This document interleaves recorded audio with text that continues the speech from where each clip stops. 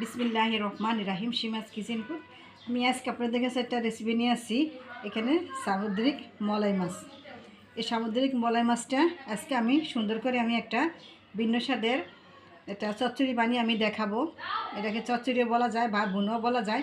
তারপরে দেখুন যে আমি কীভাবে সামুদ্রিক মাছটা দিয়ে আমি একটা বুনা করব। তারপরে আমার ফুল ভিডিওটা দেখুন। তা আমি একটা প্যান দিচ্ছি, প্যানটাতে আমি কিছু পরিমাণে পেঁয়াজ দিয়ে দেবো আমি টমেটো কুচা। এখানে আমি দিয়ে দেবো হাফ চামচ পরিমাণে আমি হলুদ গুঁড়া দেবো, হাফ চামচ দেবো আমি জিরার গুঁড়া, হাফ চামচের একটু কম দেবো আমি ধনিয়ার গুঁড়া, দেবো স্বাদ মতন লবণ। তো এখানে আমি কাঁচামরিচ বাটা দেবো আমি এক চামচ। তো জালটা দিন আপনাদের পছন্দ অনুযায়ী। তো এখানে আমি কিছু পরিমাণে সয়াবিন তেল দিয়ে দেবো।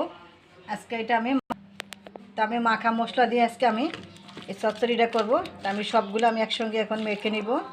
সবগুলো আমার মাখা হয়েছে। এখন আমি ছোটো মাছগুলো দিয়ে দিব। ছোটো মাছগুলো দিয়ে একটু আমি এভাবে আবার একটু মেখে নিব। তো আমার এই চচ্চড়িটা মাখা হয়ে গেছে। এখন আমি অল্প পরিমাণে পানি দিয়ে দিব। এখানে বেশি কোনো পানি দিব না, একটু মাখা মাখা হবে। তো আমি একদমই মাখা মাখা রেখেছি। এখন আমি চুলাতে বসিয়ে দিব। আমি এখন চুলাতে বসেছি। এখন আমি ঢাকনা দিয়ে রেখে দিব। আমি ঢাকনাটা আমি এক পর্যায়ে সরে দিলাম। দেখুন এই যে আমার চচ্চড়িটা আবার আমি রেখে দিব।